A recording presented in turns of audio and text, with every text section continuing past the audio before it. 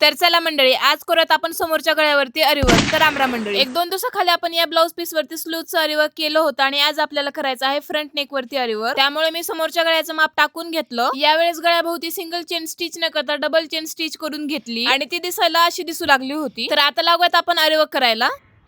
रामकृष्ण हरी. पण शिंक देऊन झाल्यानंतर लहानपणीची ही सवय काय माझी मोडली नाही. असो, तुम्हाला पण ही सवय आहे का नाही हे कमेंट बॉक्स मध्ये सांगा. असो, तर येऊयात आपल्या मेन मुद्द्यावरती. अहो, आपल्याला अरिवर्क करायचंय ना. जरीच्या थ्रेडनं डबल चेन स्टिच करून झाल्यानंतर आता आपल्याला करायचं आहे शुगर बीट्स अरिवर्क. शुगर बीट्स अरिवर्क करून झाल्यानंतर आता आपल्याला करायचं आहे गोल्डन बीट्स अरिवर्क. टेरेसवर बसून मी हे अरिवर्क करू लागले होते आणि खाली जायचं खूप कंटाळा येऊ लागला होता. त्यामुळे मी दाताने या दोऱ्यातनं हे मणी काढले. पण तुम्ही असं करू नका. कात्री किंवा कटरच्या साह्याने हे कट करा. अरिवर्क करत असताना मी कोणाला तरी सोबत घेऊन बसते आणि त्यांच्याकडनं शुगर बीट्स असे ओवून घेत असते निडल मध्ये. असं कुणाला तरी सोबत घेऊन बसलं का वर्क जरा थोडं फास्टच होतं. हे वर्क मी पाऊण 1 तासामध्ये कंप्लीट केलं असेल. माझं हे अरिवर्कचं स्टँड तुटले तर त्याला रिव्ह्यूज मध्ये कसं आणू हे कमेंट बॉक्स मध्ये सांगा.